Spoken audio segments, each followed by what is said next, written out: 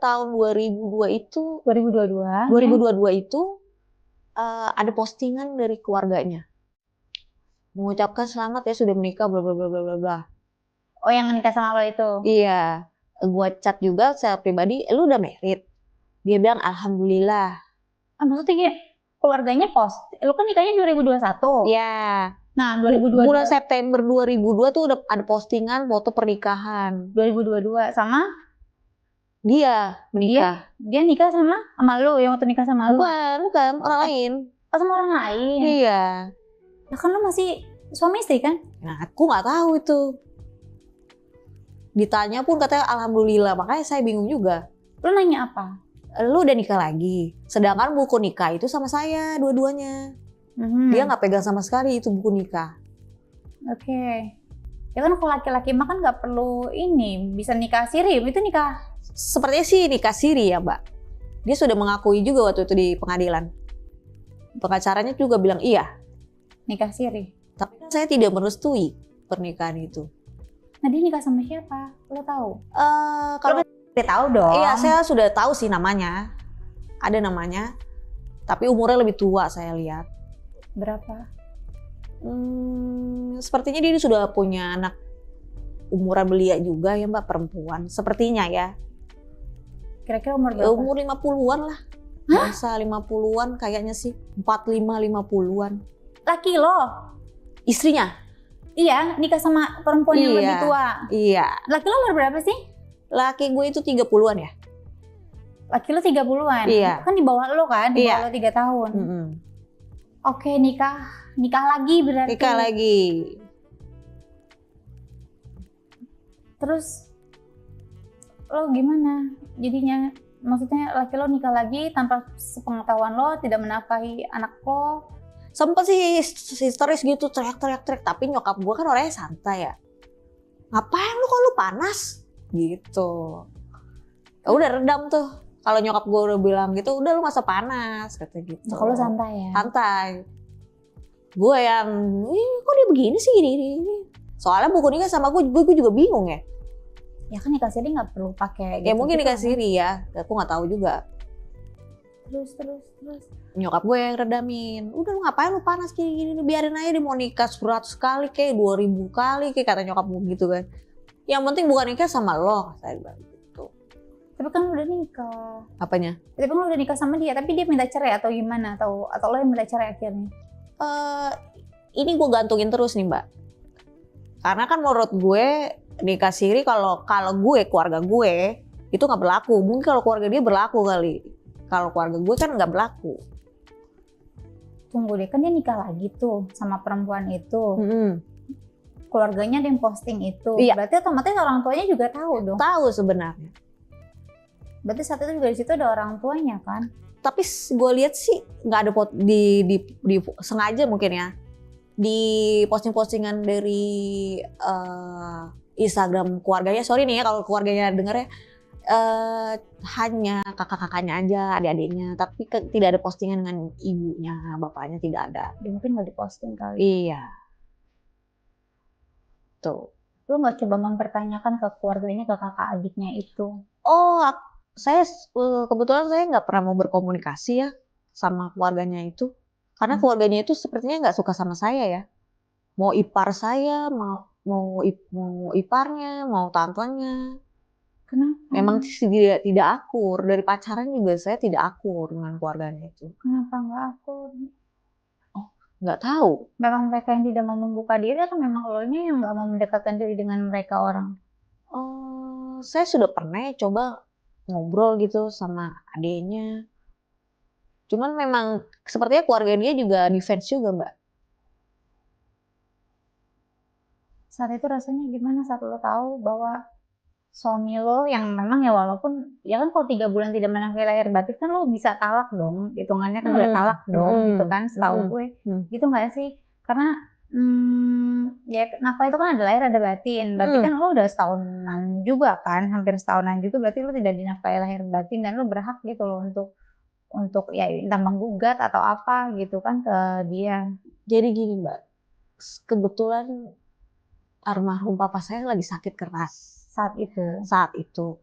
Jadi saya tidak pernah berfokus sama itu.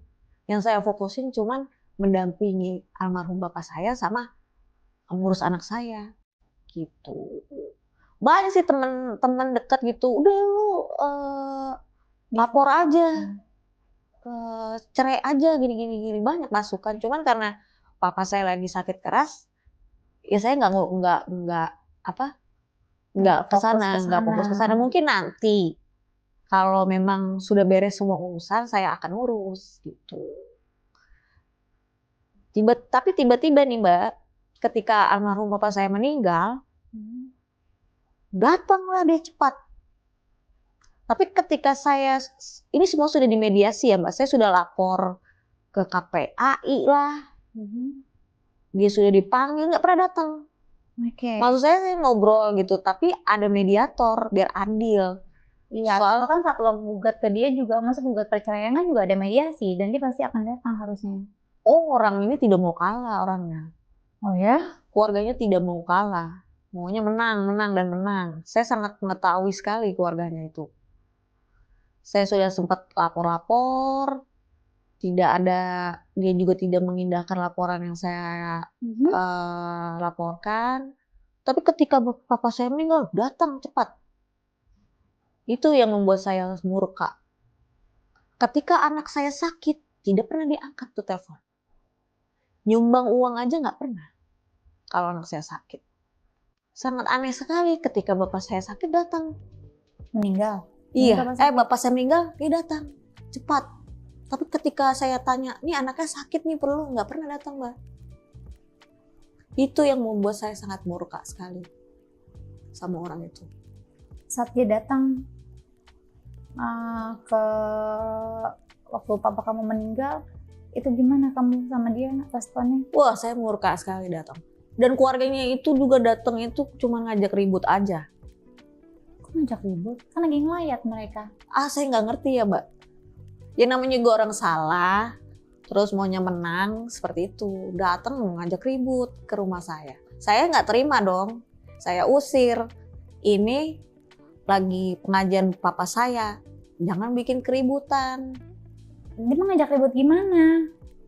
Mau klarifikasi kalau saya sudah nikah lagi. Ya udah biarin aja. Kan di situ kan lagi mau pengajian, Mbak. Emang nggak ada besok-besok? Ya dari kemarin lo kemana aja? Nah itu dia, saya sangat murka sekali. Bisa kan nanti ketika abis bapak saya pengajian, kenapa pas papa saya pengajian 7 harian dia datang terus mau klarifikasi? Emang nggak ada hari esok, Mbak? Emang nggak ada tempat lain? Gitu. Udah gitu, mertua saya teriak-teriak di situ. Itu kan rumah almarhum bapak saya ya. Kenapa kok dia yang teriak-teriak di rumah almarhum bapak saya? Teriak-teriak apa? Dia nyebut gini, kita nggak mau ya punya menantu kayak kamu. Itu menurut saya sih nggak etis lah ya. Nggak etis. Dan saya sempat tanya ke kepolisian, bisa sih sebenarnya perbuatan tidak menyenangkan kalau dilaporkan ya. Iya ada pasalnya ya. Iya. Tapi maksudnya kenapa tidak diselesaikan secara baik-baik kalau memang gitu ya? Kalau memang sekiranya mama mertua kamu atau si suami kamu yang notabene masih suami ya ingin berpisah atau menyelesaikan ini kan bisa secara baik-baik, secara kekeluargaan. Maksudnya bilang aja iya saya sudah menikah lagi dan saya mau kita berpisah atau kita bercerai, kan bisa dirembukin gitu loh secara kekeluargaan. Bisa Mbak, cuman kan waktu itu keadaan papa saya lagi meninggal, memang tidak ada hari lain. Oh iya betul, maksud aku kan case-nya kan sudah berjalan cukup lama ya. Maksudnya jauh sebelum papa kamu sakit kan harusnya juga memang kalau memang punya itikat baik bisa kan mereka betul. Ketemu keluarga. Karena saya sudah melaporkan segala macam nggak digubris sama dia. Ataupun setelah memang suasana sudah tenang ya kan, acara papa tahlilan segala macam sudah selesai. Entah di hari kapannya kan juga bisa kalau memang ada itikat baik, jangan di waktu yang bersamaan gitu kan itu. Bisa. Sampai sekarang tidak ada itikat baik atau gimana? Habis dia keributan di rumah saya itu langsung masuk itu panggilan pengadilan agama. Beliau menggugat saya. 7 hari setelah dia datang ke rumah saya tegaskan tolong selesaikan ini dengan benar. Tiba-tiba datanglah surat dari pengadilan agama 7 hari setelah kejadian itu. Akhirnya sudah bercerai. Sampai sekarang belum bercerai, padahal beliau yang menggugat. Kebetulan pengadilan agama nih cukup alot ya. Jadi sebelum dia menyelesaikan administrasi agama itu tidak ada kata perceraian, tidak bisa talak sampai detik ini. Aduh, kok masih dia yang mau nyerahin tapi administrasinya nggak diselesaikan tuh Nah, saya kurang tahu. Tunggu, gini, lo emang masih mau berumah tangga sama laki-laki kayak gitu? Sebenarnya sih tidak, karena gini, anak saya itu sangat merindukan sosok bapak. Dia kadang-kadang manggil, dia sampai nangis-nangis mau ketemu papanya kan. Sebenarnya yang saya inginkan, tolonglah sosok bapaknya jangan dihilangin. Kalau misalnya nggak jadi suami saya ya sudah, selesai. Ya, jadi co-parents ya. Iya, cuman tolonglah, kan dia kan anak dari bapak saya. Tanggung jawabnya tolong dijalankan. Itu kemauan saya. Dan pengadilan agama pun juga sudah mengiyakan. Ada jumlah, ada nominal yang harus dia bayarkan untuk anak kandungnya. Sampai sekarang tidak dijalankan dan 1 tahun ini dia malah menghilang. Seperti itu. Saya sudah sempat berkomunikasi dengan keluarganya. Keluarganya malah marah-marahin saya. Loh, kenapa kamu aja yang gugat cerai? Loh, berarti kan pihak sana memang tidak mau bertanggung jawab dong kalau begitu. Dia nggak sayang sama cucunya, dia nggak sayang, nggak kangen sama anaknya. Nah, tanyakan balik sama beliau, setahun ini beliau kemana? Ketika anaknya sakit, beliau kemana? Gitu. Ini kan anaknya, anak kandungnya. Sempat saya giniin juga keluarganya. Kok keluarganya itu lebih membela yang bukan darah dagingnya, malah membela orang luar. Kan istrinya itu kan orang luar, Mbak. Istri yang baru ini. Sedangkan anak saya kan darah dagingnya. Iya. Tapi kenapa dia membela orang luar daripada darah daging dia sendiri? Itu pertanyaan saya gitu. Sampai sekarang. Ya kita harap semua, maksudnya ini cukup complicated ya. Maksudnya aku kan ini gantungnya juga udah lama, masalahnya juga memang udah running. Ya kita bisa tarik mungkin sekitar 5 tahun ke belakang kali ya. Ya kan gitu loh, maksud aku kalau memang bisa diselesaikan secara kekeluargaan gitu kan, maksudnya lebih kooperatif lah antara pihak kamu dan keluarga, begitu juga dengan dia. Kalau memang diselesaikan, ya sudah diselesaikan gitu kan, daripada secara nggak langsung kan nyiksa batin kamu kan gitu loh, dan nggak ada kata selesainya, nggak rapi-rapi gitu. Sebenarnya sih kalau batin sih udah buru-buru amat ya. Saya lebih sedih kehilangan papa saya malah daripada kehilangan suami gitu loh, Mbak. Dan kamu di sini memperjuangkan hak anak aja. Kalau batin sih enggak, Mbak. Saya lebih sedih kehilangan papa saya ini, almarhum. Kamu di sini memperjuangkan hak anak kamu. Iya, anak saya, karena dia merindukan kasih sayang bapak gitu. Kelihatan kan anak kecil dari mukanya. Wah, kadang kan kalau dia ngeliatin anak kecil digendong papanya suka ngeliatin gitu, Mbak. Sekolah dianterin sama papanya. Nah, itu dia yang saya sakit gitu. Itu aja. Sedih gitu ngeliat anak kecil gitu, Pak. Pasti. Anak-anakku kan nggak pernah kayak gini, papa aku kan ada gitu. Tapi ketika anak saya ngeliat gendong, dia suka ngeliatin gitu, saya sambil nyetir dia suka ngeliatin, itu sedih banget itu di situ. I feel you. It's okay. Itu aja.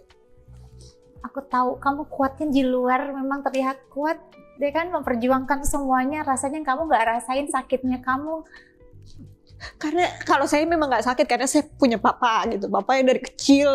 Karena saya juga anak terakhir, selalu apa aja dikasih gitu. Ketika anak saya nggak punya papa itu, aduh, kesian gitu ngeliat dia. Aduh, ngeliat itu punya bapak itu. Dan saya takut kalau anak saya sekolah dibully tuh, takut banget. Itu loh, Mbak. Cuman perasaan anak saya yang saya jaga aja gitu. Karena kalau saya mau nuntut, saya bisa detik ini juga. Cuman kan saya mempertahankan perasaan anak saya tuh gimana gitu. Apa dia nggak mikir perasaan anaknya tuh gimana, tapi dia mentingin orang lain gitu. Anak kecil itu sensitif banget loh Mbak. Iya, apalagi kan ya di masa tumbuh kembangnya dia ya, di golden age-nya dia tuh, dia kan pengennya ada ayah dan ibu yang benar-benar mendampingi Iya. ya. Ada sosok ayah, ada sosok ibu gitu kan. Tapi ternyata jalannya beda ya. Iya. Tapi dia pernah nanyain ayahnya nggak sih? Dia sering, waktu itu pernah dia nanyain papanya ya, cuma saya marah gitu. Udahlah, nggak usah inget-inget papa kamu lagi gitu. Cuma dia pernah sampai dia nangis kejer itu, dia pernah Mbak. Tapi saya tahu dari hati kecilnya tuh dia rindu banget, saya tahu gitu. Cara ngeliatin misalnya ada anak kecil ditemenin main sama papanya, saya tahu gitu perasaannya dia gitu. Dia juga mau ya main sama ayahnya. Kadang dia ngeliatin YouTube aja, ngeliatin yang ada papanya main gitu. Sedih banget ya Mbak pokoknya. Pasti. Ada nggak yang mau kamu sampaikan untuk papanya anak kamu? Mungkin ya semoga hatinya bisa terbuka setelah melihat ini gitu. Gini ya, Anda kan juga dulu masih kecil punya bapak, dan Anda tidak ditinggalkan bapak Anda. Sekarang gimana kalau anak kandung Anda itu nggak punya bapak? Itu aja perasaannya gimana? Karena keluarga saya tuh utuh itu.